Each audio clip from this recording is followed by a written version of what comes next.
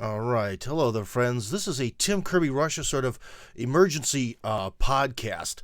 We've gotten over 1,000 subscribers to the Tim Kirby Russia hardcore Telegram channel. So first off, I'd like to say that's awesome. Thank you for being with me. Thank you for having faith in me. And that faith in me part of the things is what we're going to talk about a little bit right now.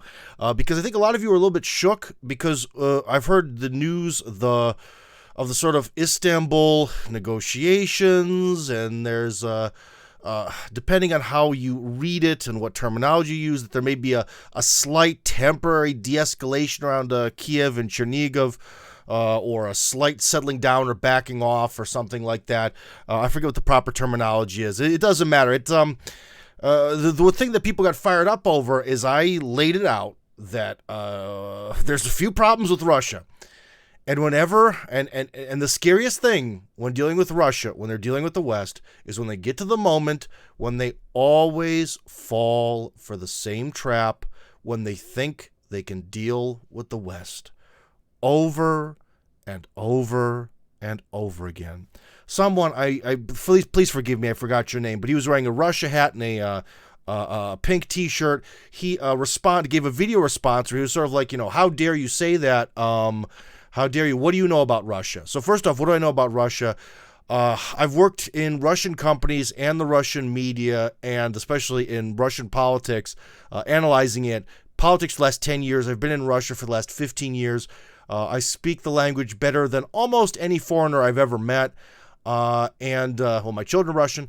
And I was a Peace Corps volunteer in a tiny Russian Kazakh village in Kazakhstan for 2 years before that, and I've seen, I think, more than half of Russia's 85 states, or whatever you want to call them, so I know a thing or two about what's actually going on and about how Russian culture actually works compared to our Western perceptions of it, okay? And so it's very scary to hear any form of even semi-serious negotiations. Our good friend Joaquin just sent a quote from Blinken that he thinks that this whole thing is a ruse and the Russians are using it as distraction. The problem is that, oh boy, pundits like him are very often wrong, but in this case, I hope he's right. Because, guys, I've seen it time and time again. Whenever Russia gets the chance, it is going to fall on that inferiority complex dagger, that desire to get along.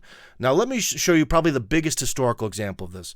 Now, the Soviet Union collapsed, but how exactly did it collapse?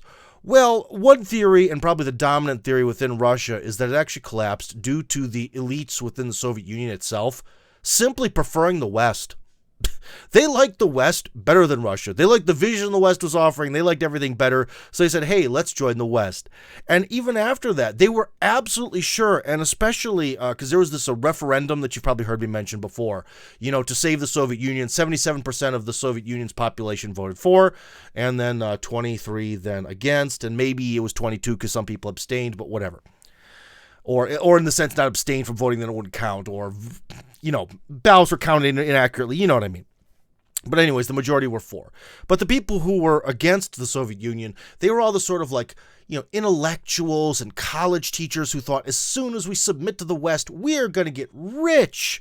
And they started to work by the train stations, selling their clothing to make money.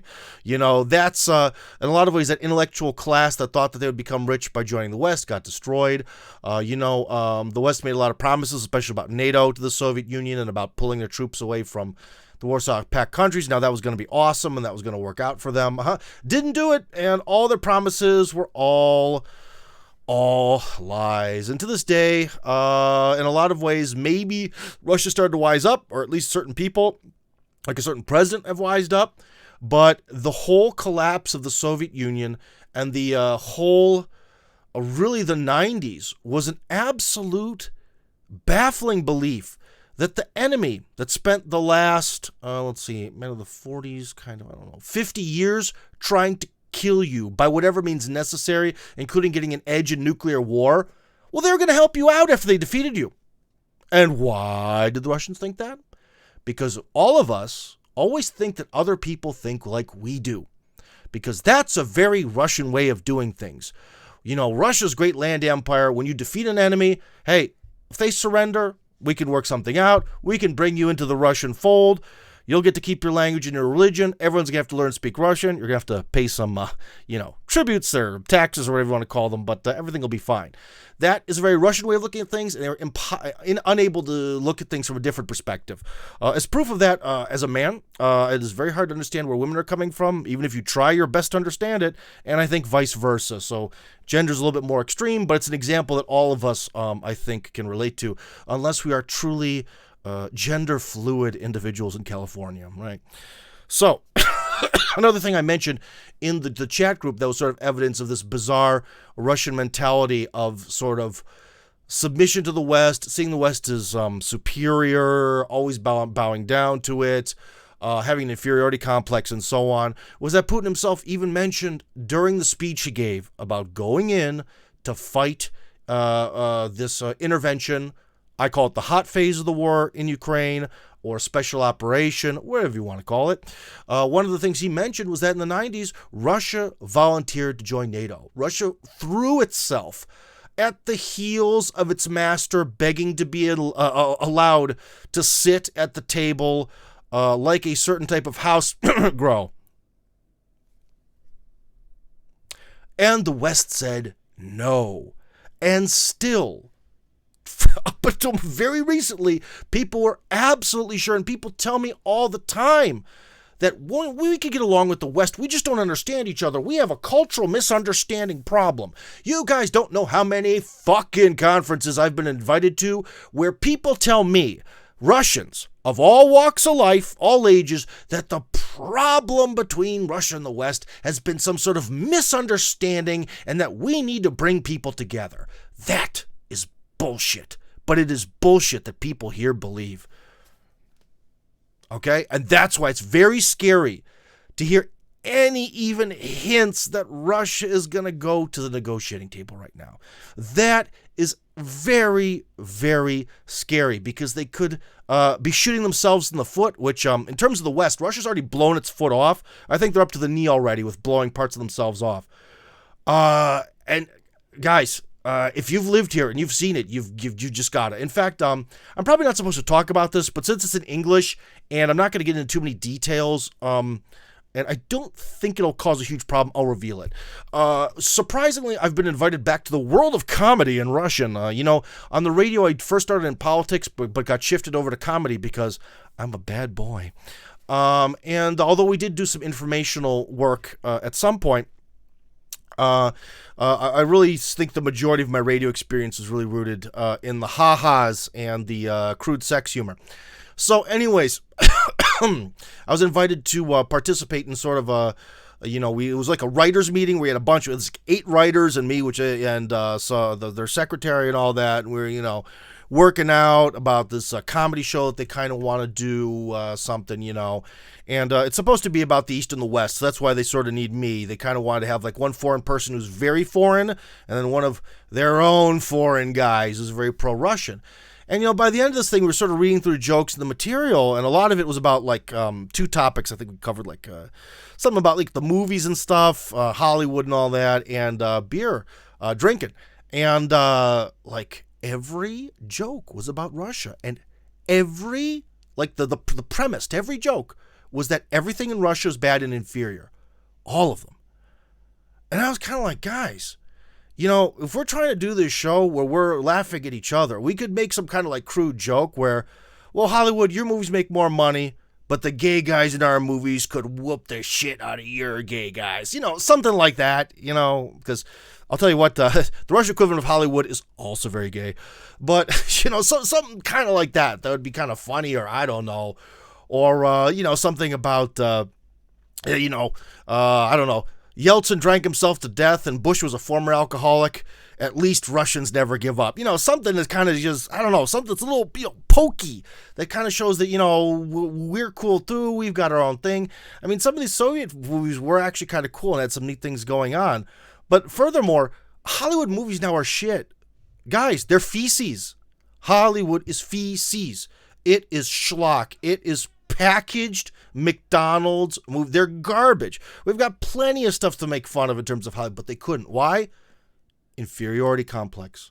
They acknowledge deep in their hearts that the West and Hollywood is superior, and they cannot make fun of massa. They cannot make fun of massa. Okay? So, we're getting to this point in this war where Russia has gone over the red line. They have crossed the Rubicon. They are way over that line. As I mentioned in our Telegram chat there. Way over the line. There's no going back. But I'm afraid that some of these people, Medvedev, Peskov, I could see maybe Lavrov, really believing that this time, because we kind of, this time, guys, because we kind of scared them, now they're going to accept us as equals. No. They're never going to accept you as equals. And also, as I said in the Tim Kirby Hardcore chat, is that there's different philosophies, right? You can spend your whole life, in school, and if you're some kind of nerdy kid or there's something weird about you, or you're just, to be honest, that was kind of one thing that was weird about me. I'm kind of average looking. I'm real tall. I'm real big. You think I would have been at the cool kids table? Never was. Never was. But you can spend your whole life trying to be at the cool kids table and envying them.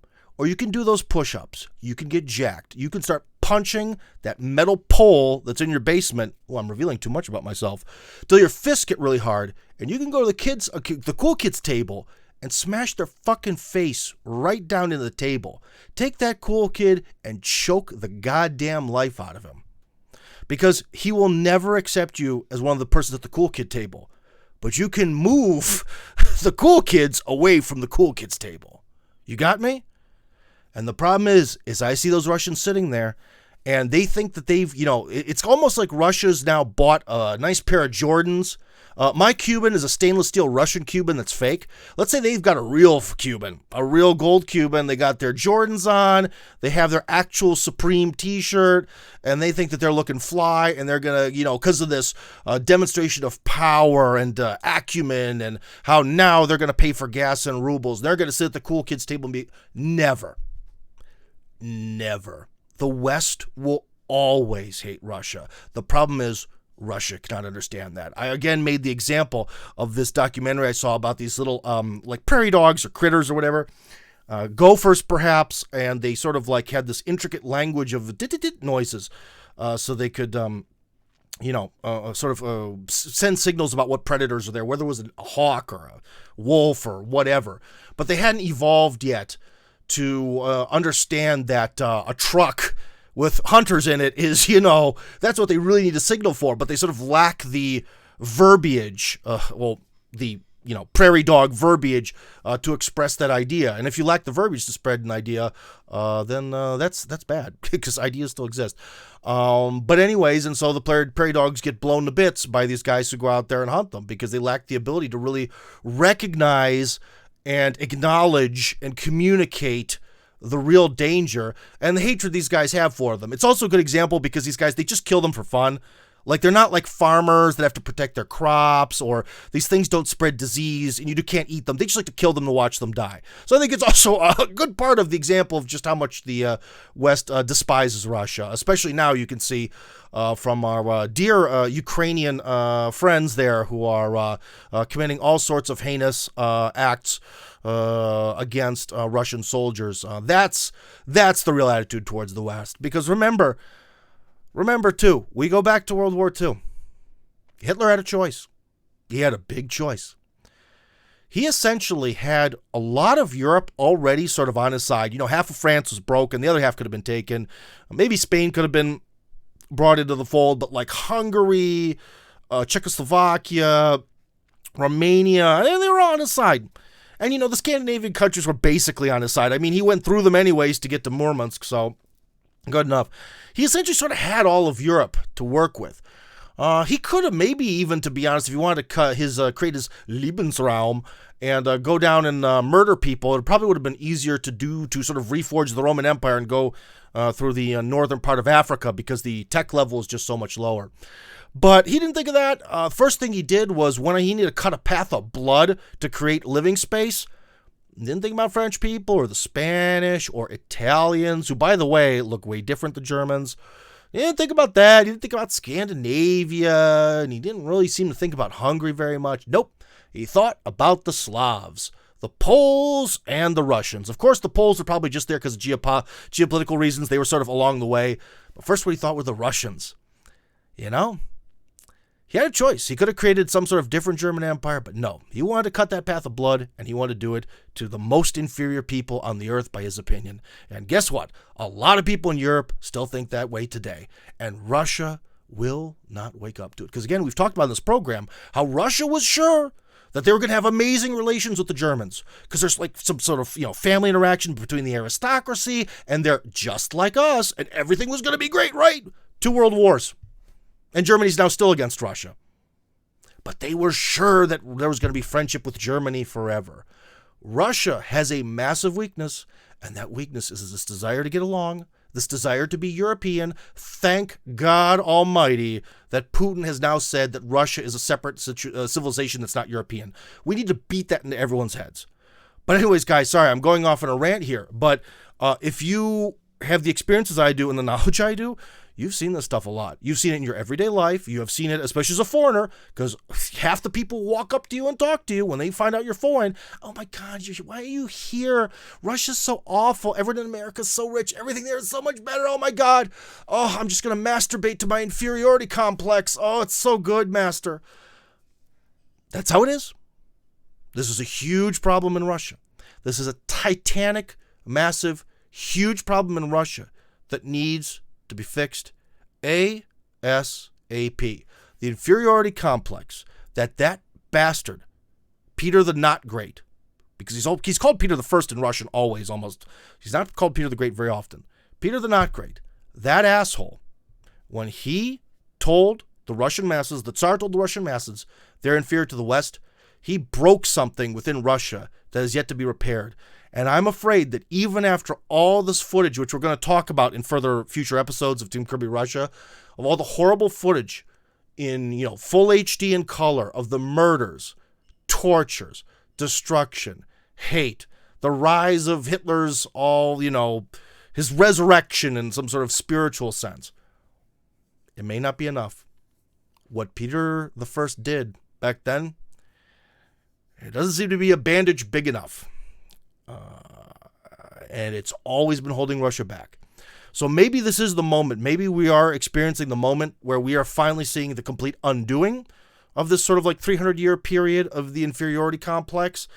But after being here for 15 years and seeing it on a daily basis, I'm a little skeptical. And we should all be skeptical together.